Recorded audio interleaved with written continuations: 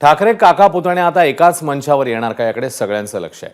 येत्या शनिवारी मनसेकडून ठाकरेंच्या शिवसेनेचे आमदार आदित्य ठाकरे यांच्या मतदारसंघात वरळी विजन कार्यक्रमाचं आयोजन करण्यात आलं, ज्यात वरळीतल्या विविध समस्या आणि त्यावरच्या उपाययोजनांचं सादरीकरण होणार आहे।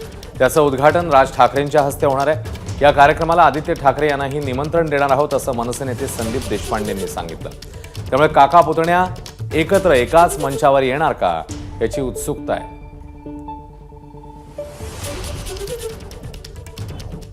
तर माझं म्हणणं आहे की ह्याच्यात मी तर म्हणेन की सगळ्या लोकांनी आपला कुठला पक्ष आहे याचा अभिनिवेश बाजूला ठेवून वरळीच्या विकासासाठी काही सूचना असतील, काही गोष्टी सांगायच्या असतील, काही सजेशन असतील तर ते सगळ्यांनी यावं।